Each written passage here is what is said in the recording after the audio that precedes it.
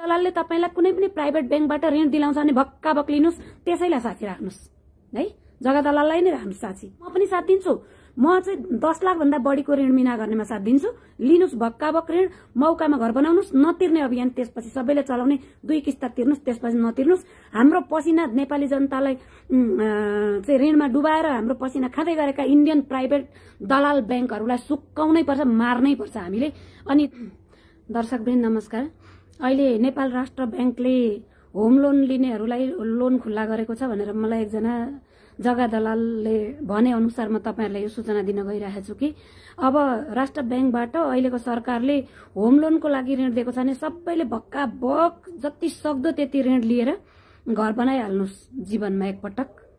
यो ऋण तपाईहरुले तिर्नु नपर्ने अवस्था म देख्दैछु। म कारण हजुरलाई क्रमशः बताएर जान्छु। जब देश टाट पल्टिन्छ त्यो देशको अन्न उत्पादनले एक दिन धान्ने अवस्था हुँदैन देशभित्र।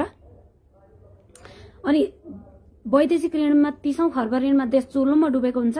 उत्पादन केही पनि हुँदैन देशमा। बिहान उठेदेखि भोलिपल्ट बिहान उठ्ने बेलासम्म 24 घण्टा प्रयोग गरिने सम्पूर्ण सामग्रीहरू विदेश निर्मित सामग्री, खाद्यान्नदेखि ओछ्यान लगायत सम्पूर्ण विदेश निर्मित सामग्री प्रयोग गरेर देशभित्र आफ्नो मुद्रा हुँदै नभएको बेलामा खेतीको जग्गा प्लटिङ गरेर घर बनाउन, हाउसिङ र प्लटिङको लागि सरकारले विदेशी बैंकहरू एडीबी र विश्व बैंकबाट लोन लिएर नेपालमा खुलेका प्राइभेट बैंकहरू, विदेशी व्यापारीले खोलेका, अधिकांश इन्डियन व्यापारीले खोलेका प्राइभेट बैंकहरूको मार्फतबाट थ्रोबाट चाहिँ होम लोनमा अहिले लगानी गर्छ भने अहिले लिनुपर्छ नेपालीले है।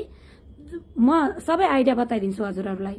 यो अवस्थामा बौला कुकुरले टोकेका नेता नहुनु हो भने देश टाट पल्टेको बेलामा उत्पादनमूलक लगानीमा लगानी गर्छ कि यो होम लोन र हाउसिङमा गर्छ विचार गर्नुस्। यहाँ यति ठूलो षड्यन्त्र छ। विदेशी बैंकहरूले नेपाल राष्ट्र बैंकको पैसा लिने, नेपाल राष्ट्र बैंकले विदेशी एडीबी र विश्व बैंकबाट लोन लिदिने देशको नाममा। त्यो ऋण भने तपाईँ र हाम्रो थाप्लामा आएको ऋण हो। हेर्नुस्, राष्ट्र बैंकले लिएको ऋण, राष्ट्र बैंकले लिएको ऋण भनेको अर्थ मन्त्रालय सरकार भएर लिएको ऋण हो हैन। अनि त्यो ऋण लिएर आज देशभित्र केही उत्पादन नभएको बेलामा उत्पादनका कुरामा, कृषिमा, उद्योग धन्दामा लगानी गर्ने कि हाउसिङ र प्लटिङमा गर्ने भनेको रहस्य म तपाईहरुलाई बताइदिन्छु कि नेपाललाई खेतीका जग्गा, खेतीयोग्य जग्गा सिद्ध्याएर हाउसिङ र प्लटिङमा लगानी गरेर घडेरीमा तल जगदेखि माथि टुप्पासम्म घर बनाउँदाका सामग्री पनि इन्डिया र चाइनाका हार्डवेयर सामग्री बिकाउनु पर्ने र ती खेतीका जमिनमा बनाइएका घरमा सटर हालेर इन्डिया र चाइनाका फ्यान्सी कस्मेटिकका सामग्री बिक्री वितरण हुनुपर्ने। हामी क्रेता बनिदिने कारिन्दा, उनीहरू विक्रेता बन्ने, उनीहरूका कम्पनी नेपालमा बिक्री हुने सामग्रीले 24 घण्टा लगातार कस्ता कम्पनी चलेका होलान् कपडाका, कस्मेटिक सामग्रीहरूका, हार्डवेयरहरूका। हेर्नुस् है। त्यो भएर यिनीहरूले गरेको उद्देश्य नै के हो भन्नुहुन्छ भने नेपाललाई ऋणमै डुबाउने, नेपालका खेतीयोग्य जमिन सिध्याउने र एक दानु अन्न पनि इन्डियाको पर निर्भर बनाइदिने इन्डियासँग। र भोलि हामीले किडनी माग्दा किडनी दिनुपर्ने, आँखा माग्दा आँखा दिनुपर्ने र हाम्रा यो खानीहरू सबै खोला नदी जे जति छन् नि अब बचेका केही छन् भने त्यो पनि चामलको बोराको सम्झौतामा बेचिदिनुपर्ने अवस्थामा यिनीहरूले बनाउनको लागि अहिलेको अवस्थामा पनि होम लोन र हाउसिङ प्लटिङका ऋणहरू यिनीहरूले खुल्ला गरेका छन्। हेर्नुस् है। त्यो भएको कारणले लिनुस् र लिएर 2 महिना जतिको किस्ता तिर्नुस्, दुर्गा पर्साईको अभियानमा हिँड्नुस्। म खुल्ला रूपले भनिदिन्छु। अब सलाम छ दुर्गा पर्साईलाई। हिजो त ऋण मिना गर्दा देश चल्दैन भनेर म सही सत्य असल कुरा बोलेको थिएँ। तर अब के गर्ने भन्दा अब नतिर्ने बनाउनुस् मौकामा। ऋण नतिर्ने कसैले पनि, थोरै ऋण लिनेले तिर्छ होला, त्यसले घाटा लगाउँछ। करोड करोड ऋण लिदिनुस् प्राइभेट बैंकबाट मात्रै। ती प्राइभेट बैंकमा आउने पैसा भनेका राष्ट्र बैंकले विदेशी बैंकहरूबाट नेपाली जनताको टाउकोमा ऋण बोकाएर ल्याएका पैसा हुन्। ती तपाईहरुको हातमा आउनुपर्छ। अनि नतिर्ने, किस्ता नतिर्ने, 2 किस्ता जति तिर्नुस्, घर बन्छ। अनि दुर्गा पर्साईको अभियानमा हिँड्नुस्, ऋण तिर्दै नतिरौं, त्यो पैसा तपाईहरुको हातमा आओस्। प्राइभेट बैंकलाई कंगाल बनाइदिउँ, जीवन्त उठ्न नसक्ने बनाइदिउँ। लिनुस् ऋण अहिले। यो अवस्थामा कुनै पनि विवेक भएको सरकार हो भने हाउसिङ होम लोनमा प्रयोग गर्न हुन्छ कि हुँदैन? हेर्नुस्, दूरदृष्टि अपनाएर नेपाली जनताले के खान्छ, भोलि के लाउँछ, देशको उत्पादन छैन, ऋणै ऋणमा देश डुबेको छ। सक्छौं भने हामी उत्पादनमूलक लगानीमा, उद्योग कल कारखानामा लगानी गर्न दिउँ भन्नुपर्ने ठाउँमा तपाईहरु कसैले उत्पादनमा, उद्योग धन्दामा, कृषिमा लगानी गरेको ऋणको प्रतिफल आछ? सरकारले मार्केट दिएको छ, तपाईहरुको उत्पादनको बजार दिएको छ, सरकारले सुरक्षा दिएको छ, सरकारले सरकारी हो, यो सरकार हो। विचार गर्नुस् त। अनि हाम्रा थाप्लामा ऋण बोकाइदिएर हाउसिङ र प्लटिङमा लोन दिने, अहिले खेतीका जग्गा सिद्ध्याइदिन। अहिले यो कुरा मलाई कसरी आएको भन्नुहुन्छ भने, एकजनाको जग्गा दलालले बाटो रोकेर मैडम अलिकति तपाईले सहयोग गरिदिनु पर्यो। अब मलाई यस्तो राम्रो फर्मेसन आयो नि, अहिले काठमाडौँका घडेरी 1 करोड भन्दा कमका लगभग छैनन्। तपाईको फेसबुकहरुबाट मात्रै घडेरीका विज्ञापन गरिदिनु भयो भने एउटा घडेरी बिके बराबर तपाईलाई 5-7 लाख आउँछ। तपाईले घर बनाइहाल्नुहुन्छ नि, सिधै बजाउनुहुन्छ, 1-2 महिनामा बनाउनुहुन्छ रे है। मैले पनि ध्यान दिएर सुन्दै गए। अनि लोन लिएको घर बनाउनको लागि साची बसेर प्राइभेट बैंकबाट मलाई चुरुममा डुबायो। त्यो मान्छेको लोन उठाउन मैले सहयोग गर्दिनु रे, प्रहरी प्रशासनमा, सीआईबीमा भनेर है, उसलाई डुबायो रे। अनि उसको 1-2टा विज्ञापन हाल्दियो नि मेरो घर बन्छ रे, मलाई घडेरी आउँछ रे। हेर्नुस्, मातृभूमिलाई अपराध गरेर भोलिका सन्ततिहरुले माड खाने जमिन सिद्ध्याएर आज मैले यिनीहरुको हाउसिङ र प्लटिङ, खेतीयोग्य जग्गाको हाउसिङ प्लटिङको विज्ञापन गर्दिनु भनेको नि, मलाई दुध चुसाइराखेकी आमालाई काटेर मासु भुटेर खाएको हुन्छ। मर्नु परे पनि गर्दिन म। एउटा कोठाको भाडा तिरेर बस्छु, मलाई कुनै पनि यही अपराध गरेर आउने घर घडेरी जग्गा चाहिया छैन। कति सजिलो गरी भन्यो भने प्राइभेट बैंकमा लोन लिए बापत कमिसन आउँछ रे हामीलाई, पर्सेन्टको कमिसन। अनि त्यो कमिसन पनि पाइन्छ रे, जग्गाबाट पनि कमिसन पाइन्छ रे। करोडका घरले बिक्दाखेरि 5 लाख, अनि छिट्टै मेरो घर बन्छ रे। माड खुवाउने आमा मासेर मातृभूमिले हामीलाई सारा कुरा दिएको, हेर्नुस्, हावा पानी हामीलाई जिउन भनेर यो भूमिले दिएको कुरा नष्ट गरेर भोलिको सन्ततिको भविष्य नष्ट गरेर आज मैले मंगलामा बस्नुपर्ने किन? देशलाई ऋण बोकाई इन्डियनले खोलेका प्राइभेट बैंक बढाइदिनको लागि, जग्गा दलाललाई सुख सुविधा दिनको लागि, छोराछोरीको पनि मासु भुटेर खाएको, मातृभूमिको पनि मासु भुटेर खाएको, आमाको पनि मासु भुटेर खाएको। यो हामीले हेर्नुस्, त्यो गर्नु हुँदैन हामीले। म हुन्छ ल भन्दिराखेँ त्यहाँ, र यहाँ आएर म उल्टो बोल्दैछु। अहिले बोलिदिँदैछु कि जग्गा दलालले तपाईलाई कुनै पनि प्राइभेट बैंकबाट ऋण दिलाउँछ भने भक्का भक लिनुस्, त्यसैलाई साथी राख्नुस् है। जग्गा दलाललाई नै राख्नुस् साथी, अनि भोलि साथीले तिर्छ, तपाईले नतिर्नुस्। खुरुक्क भोलिपल्टदेखि दुर्गा प्रसादको अभियानमा आउनुस्। अब चाहिँ 20 लाखसम्मको होइन, 2 करोड 5 करोडसम्मका ऋण नतिर्ने प्राइभेट बैंकबाटै लिनुस्। अपराध गर्न पाइन्छ यसरी देशमाथि? अर्थतन्त्र बढाउने माध्यम के हो त देशको? खेतीका जग्गा सम्झिनुस् त। यिनीहरूले खेतीका जमिन भनेर यो जस्तै भूपयोग नीति हुन्छ नि, भूपयोग नीति अनुसार कुन जग्गा खेतीको, कुन जग्गा हाउसिङको छुट्याएका छन्? कहीँ छन्? स्थानीय पालिकाको निर्णय रे, स्थानीय सरकारको अधिकार रे। अहिले त अनिवार्य तपाईको जग्गा खेतीलाई छुट्याउने कि वासस्थानलाई?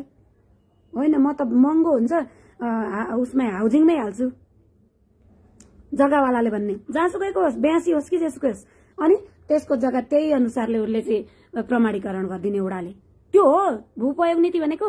भू उपयोग नीति भनेको खेती हुनेसम्मको जमिन बचाऊ, डाँडा पाखामा घर बनाऊ। पञ्चायती व्यवस्थामा थियो नि, तपाईले चाहे काठमाडौँका हेर्नुस्, चाहे तराईका हेर्नुस्, जहाँसुकैका हेर्नुस्, उच्च अनि यो मरुभूमि स्टाइलको खेतीको के पनि उब्जाउ हुन नसक्ने भूमि छ डाँडा पाखामा। त्यहाँ स्कुल, विद्यालय, बजार र घर बनाछ। बेसीका खेतीका जग्गा छुन पनि दिएको छैन। र अहिले पनि सोच्नुस्, हिजो हामीले पाखोरेको एक ठाउँ खाली नरहिकन खन्दाखेरि हामीलाई अन्नले धौधौ पर्थ्यो, ढिँडो खाएर बुस खाएर पनि बाँच्न गाह्रो पर्थ्यो जनसंख्या थोरै हुँदा भने। भोलि इन्डियाले एक दानु अन्न रोकिदिएको दिन यो बढ्दो जनसंख्यालाई केले धान्ने हो हामी? तराईको जग्गा पनि सिद्धियो, माड खुवाउने मातृभूमिले दिएको जमिन सबै सिद्धियो। हेर्नुस्, अनि यिनीहरूले गर्न खोजेको के हो? हामीमाथि अपराध, मातृभूमिमाथि अपराध कत्रो गर्न खोजेका छन्। सबैलाई मैले आह्वान गरेर म पनि साथ दिन्छु। म चाहिँ 10 लाख भन्दा बढीको ऋण मिना गर्नेमा साथ दिन्छु। लिनुस् भक्काभक ऋण, मौकामा घर बनाउनुस्, नतिर्ने अभियान त्यसपछि सबैले चलाउने, 2 किस्ता तिर्नुस्, त्यसपछि नतिर्नुस्। हाम्रो पसिना नेपाली जनतालाई चाहिँ ऋणमा डुबाएर हाम्रो पसिना खाँदै गरेका इन्डियन प्राइभेट दलाल बैंकहरूलाई सुक्काउनै पर्छ, मार्नै पर्छ हामीले। अनि त्यसपछि कुन नेताको पालामा वैदेशिक ऋण लिएर राष्ट्र बैंक टाट कंगाल परेको छ नि, यिनीहरू अमेरिका गएर बसे पनि, बेलायत गएर बसे पनि, जहाँसुकै गएर यिनका सन्ततिलाई लिएर बसे पनि, जस्तै प्रचण्डकी नातिनी अमेरिकामा लगेर घर किनेर थुपारेको छ नि, प्रचण्ड अन्तिममा गएर त्यहाँ गएर बस्छु या दिल्ली बस्छु भन्ने होला। यिनीहरूलाई रेड कर्नर नोटिस इन्टरपोलबाट झिकाएर ल्याएर यिनका सन्तानलाई आजीवन कैद गरेर यिनको त्यो बेलामा लागेको देशको ऋण यिनका सन्ततिबाट तिराउनु पर्छ। कुनै जनताले तिर्नु पर्दैन। यिनीहरूले दिएको मौका लिनुस्, नछोड्नुस्। उनीहरूले देशलाई मार्न आज जुन गरेका छन्, भोलि यिनका सन्तति 7 पुस्ता हामीले मारिदिनुपर्छ। यसै गरेर मातृभूमिमाथि अपराध गर्ने। तपाई भन्नुस्, हाउसिङ र प्लटिङमा अहिले लोन दिने हो? सीमित जग्गा दलाल 20-50 जना जग्गा दलालले माथि कृषि मन्त्री, भूमि मन्त्री र प्रधानमन्त्रीलाई अनि अर्थमन्त्रीलाई घुस खुवाए भनेर अहिले प्लटिङ खुल्ला गरिदिने हो? त्यसका नाममा ऋण दिने हो? कतिसम्मको अपराध हो यिनीहरूको? लिनुस् है, लिनुस्। नतिर्ने अभियान चलाउने अनि हामीले भक्काभक ऋण लिनुस्। प्राइभेट बैंक जति हामीले 50 वटा डुबायौं भने दुरा पर्दैन जस्तो, अनि बल्ल ठिक ठाउँमा आउँछन्। भक्काभक लिनुस्। आज मैले यो कुरा भन्दै गर्दा मलाई कारबाही हुने होला सरकारबाट है, जनतालाई दुरुत्सान गरेको भनेर। यो काम तिनीहरूले गर्ने थियो कि मैले गर्ने थियो? यो विवेक तिनीहरूले पुर्याउने थियो कि मैले पुर्याउने थियो? खुलेआम सरकारलाई च्यालेन्ज। तिमीहरूले मातृभूमि मार्न खोजेको, भावी सन्तति मार्न खोजेको कारण के हो? म बोलेको कुरा के असत्य छ? तिमीहरूका लागि 20 हुने विदेशी बैंक बढाइदिनको लागि, नेपाल टाट पल्टाइदिन, इन्डियन व्यापारी उक्साइदिनको लागि तिमीहरूको रणनीति। चितवनमा भरत दाहाल प्रधानमन्त्रीकी छोरी, रेणु दाहाल प्रधानमन्त्रीकी छोरी पुरा विकास गरेको छैन र जहिले पिचरोड देखाउँछ यार, जहिले पिचरोड। रेणु दाहालले के गरेको? खेतीका जग्गा चितवनमा नेपालभरिको सबैभन्दा बढी धान फल्ने भूमि भनेर हामी पढ्थ्यौं। खेतीका जग्गा प्लटिङ हान्दै हान्दै इन्डियाको फ्यान्सी र कस्मेटिक बिकाइदिनको लागि खेतीका जग्गाभित्र लगेको पिच हो त्यो रेणु दाहालले। उद्योग कल कारखाना खोलेर नेपाली जनतालाई यति रोजगार दिएको भने विवरण छ आजसम्म? हामी बुझ्दैनौ षड्यन्त्र? सब उताका एजेन्ट भएर नेपालका खेतीका जग्गा प्लटिङ गरिदिएको, फ्यान्सी कस्मेटिक र हार्डवेयरका सामग्री बिकाउन रेणु दाहालले सबै त्यति गरेको। खेतीका जमिनमा पिच हालेको, एउटा उद्योग कल कारखाना खोले छैन, भएका सिद्धिएको छ। पोल्ट्री फार्मदेखि लिएर सबै कुरा, दुग्ध, केरा, पोल्ट्री फार्म सबैको माछाको चाहिँ राजधानी थियो चितवन, सबै नष्ट गरिदिएछ। अलिअलि बच्चा खुचेका जमिन सबै प्लटिङ हान्दिएछ। प्लटिङका पिच रोड देखाएर विकास, वाउ विकास। तिमीलाई प्लटिङ पिच रोड देख्ने बित्तिकै विकास हुने नेपाली जनता तिम्रो आँखा फुट्नुपर्छ के? तिम्रो आँखा फुट्नुपर्छ। खान नपाएर मर्नुपर्छ, आत्महत्या गर्नुपर्छ नेपालीले ऋणमा डुबेर। हेर, विकास भनेको के हो, विनाश भनेको के हो नबुझ्ने जनता मर्नुपर्छ। ती पार्टीलाई पछ्याउने जनता मर्नुपर्छ। बेलामा हामीले विवेक आँखा नखोलिदिँदाखेरि है, लैजाउन न थुन्न के गर्दा रहेछन्। अनि बोलेका कुरा न्यायाधीशले पनि हेर्लान्, मनन गर्लान्। आज जसरी प्रचण्ड, केपी ओली र शेरबहादुरले इन्डियन बैंकहरूमा आफ्नो 25% निशुल्क लगानी गरेर, हरेक प्राइभेट बैंकमा नेताहरूको 25% निशुल्क लगानी छ गोप्य रूपमा, निशुल्क है। अनि त्यति लिन पाउँछौ न? मातृभूमि मारेर खाइदिने, आमा काटेर मासु भुटेर खाइदिने पापीहरूले, 3 करोड जनताको भविष्य मारिदिने पापीहरूले, र उनीहरू दिल्लीमा घर गढेर ठर्याउने गोप्य रूपमा तिनका सन्ततिको लागि यो मान्य हुँदैन। हेर्नुस्, यो हामीले एकदम अपरिहार्य गर्नुपर्छ कि 1 वर्ष 2 वर्षभित्रमा होम लोन लिएर भक्का भक प्राइभेट बैंकलाई टाट पल्टाइदिउँ त, कमसेकम नेपाली जनताकै हातमा त्यो पैसा आएको हुन्छ। होम लोन लिएपछि लिनुस् हातमा, लुकाइदिनुस् पैसाका मुठा।